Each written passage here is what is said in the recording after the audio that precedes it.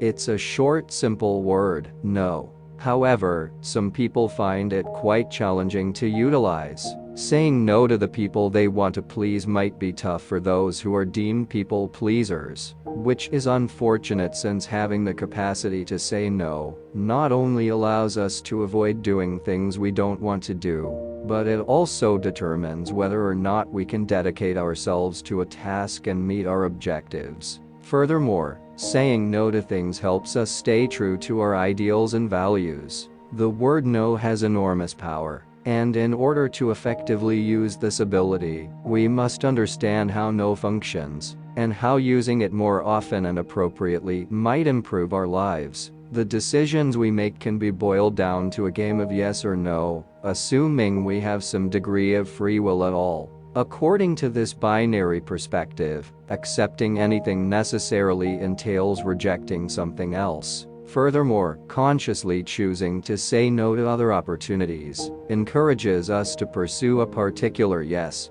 In the latter instance, we commit, which means we choose to concentrate on and adhere to a work for a predetermined period of time, or even until we pass away. Marriage as a commitment is a prime example. Saying yes to a marriage implies that we are immediately rejecting infidelity unless it is an open marriage. Saying no to infidelity isn't always difficult for some people. For some, it really requires sacrifice. However, by continuously saying no, regardless of the pleasure we might otherwise derive, we might cherish something that is revered in many cultures. A relationship between two people, which might be something lovely. Of course, though, there are also wonderful aspects of being single. Many may also regard as sacred things like being free, spending time by themselves, and not having to answer to anybody else. Saying no is another necessary part of maintaining this lifestyle, not only to personal partnerships, but also to expectations set by society. The cornerstone supporting the sacred is the ability to say no.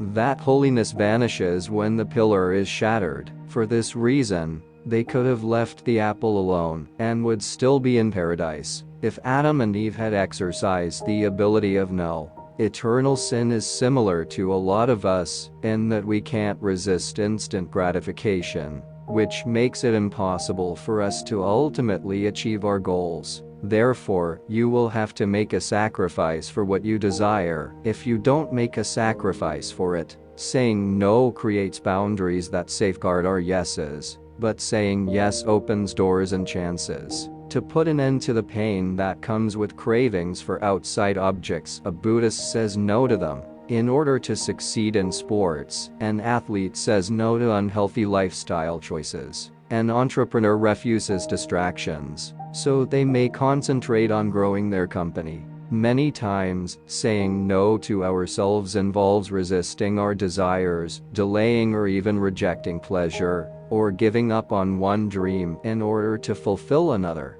Therefore, learning the power of no entails conquering oneself. Refusing to give in to our own impulses is just as crucial as refusing to give in to those of others. Because we can't say no, others can take advantage of us, monopolize our time, force us to follow their lead, and ultimately control our destiny. Saying yes to others usually means saying no to ourselves and sacrificing our needs in order to satisfy their yeses. As a result, we give up on our own aspirations in order to realize someone else's. Sometimes we assist someone just because we can't say no, not because it's what we want to do or because it's in line with our principles. It's difficult to say no to other people. We are socialized to follow the herd, obey others' instructions, and put aside our own needs and desires in favor of others. Additionally, when we say no, we may encounter opposition in the shape of disagreements or even rage. When we refuse to comply with their demands, people may give us the cold shoulder or even threaten to break up with us.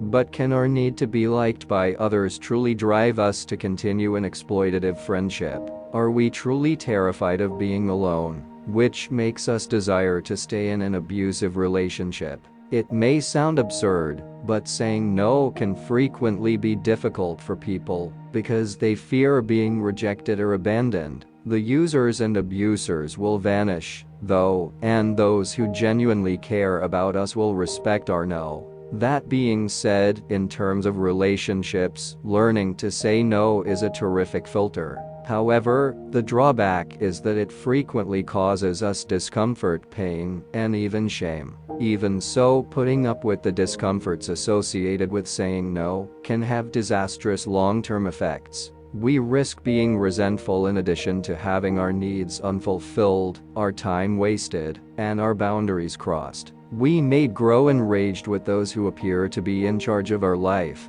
We also get upset with ourselves when we acknowledge that we let them to do it. The latter is also the result of repeatedly making poor decisions about our lives and gradually leaning toward an existence we don't want, which is the result of saying yes to many things, but never to the one thing we truly want. We soon come to the realization that the only way out of this situation is to embrace the word no, which will allow us to leave behind any relationship that is abusive, a toxic friend group, a cult, an ideology, a habit, an addiction, or anything else that is preventing us from living a more full life. No is an entire sentence. This implies that, while it could be preferable in some circumstances, we are not required to justify our no to anyone. In the end, though, we must determine whether we can accept the repercussions of a hard no in the absence of more explanation.